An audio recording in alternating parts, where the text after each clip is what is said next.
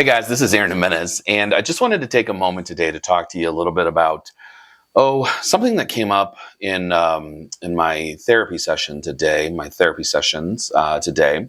It seemed to be a little bit of a theme with a few clients today, and the theme was this: how is it that people stereotypically, right? This isn't every time, but stereotypically, how is it that females, that women fall into the trap of being involved with a domestic abuse partner? And most of the time, these women are intelligent, normal women who find themselves in the situation and they just don't know how to get out. And they're wondering, how in the world did I get so far? How did this happen? When did this happen? And, I love this illustration, and I'll use it time and time again with these videos. Mental health, when somebody's struggling with a mental health disorder, when they're struggling with a personality disorder,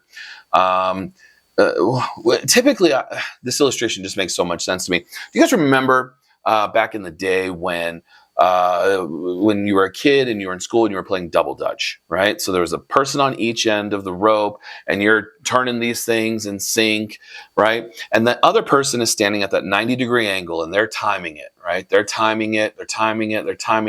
And all of a sudden they get the rhythm and then boom, they jump right into it.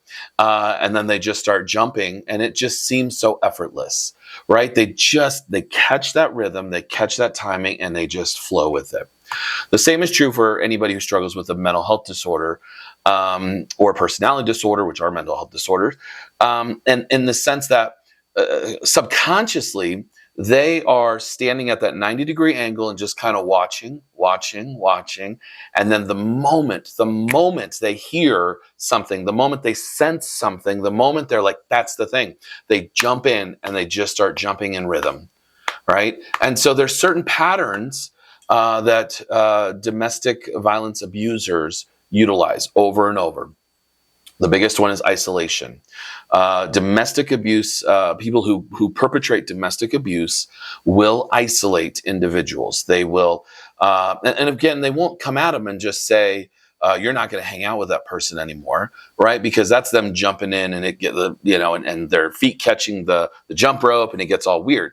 They're gonna get in and they're gonna say, I don't know about that friend of yours, right? I mean, if they truly were a friend of yours, would they be doing this, or this, right? Or family members, right? They'll say, I would love for us to start our lives together, but your mom, your dad, your brother, your sister, they just have so much control over you, and I thought it was just you and me.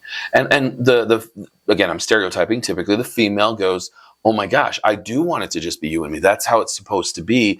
And then they start pulling themselves away from their family, right? So individuals who perpetrate domestic violence, unfortunately, and again, it's not consciously, right? It's mostly subconscious where they're going, okay, I feel this pattern. I feel it. I see it. Then boom, I'm jumping in and I'm going for it. So, when you're dealing or working with somebody who is the victim of domestic abuse, please understand and know they did not see it coming. They just did not see it coming. I don't care how many times they've been involved in domestic abuse situations. They genuinely thought this one was going to be different. Right? Because what sane person would put themselves in that crazy spot over and over again?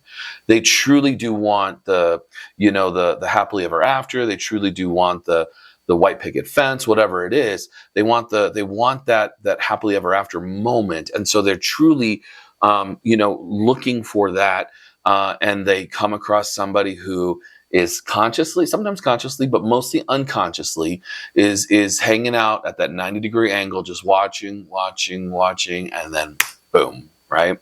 So domestic abuse is an ugly situation, and it's unfortunate for all parties involved, right? It's unfortunate for the person who's being abused, obviously, and it's also horrible for the person who's perpetrating domestic violence.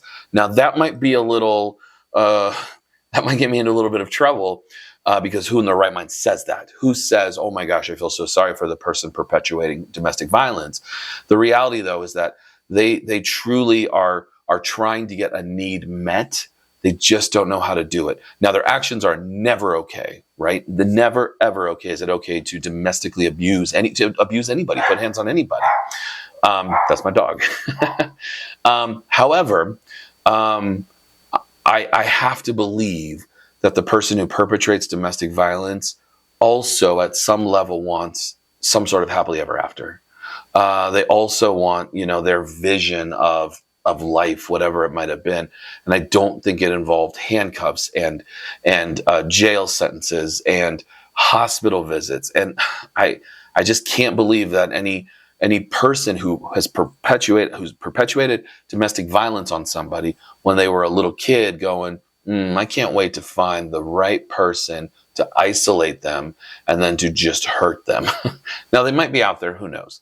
However, typically, as someone who's worked with a lot of domestic violence abuse, people who've been abused, and also the abusers, they're in that conscious or unconscious state where they're just like, I don't know why every relationship ends up this way.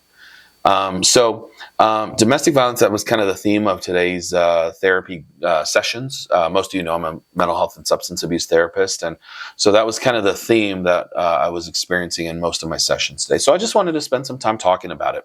If you have any questions, please feel free to write them in the comments. Questions, comments, complaints, concerns, leave them in the comments, and don't forget to subscribe. I'm super excited about this whole setup, and we're looking forward to just doing as many of these videos as possible. Thank you very much, guys. Have a great day.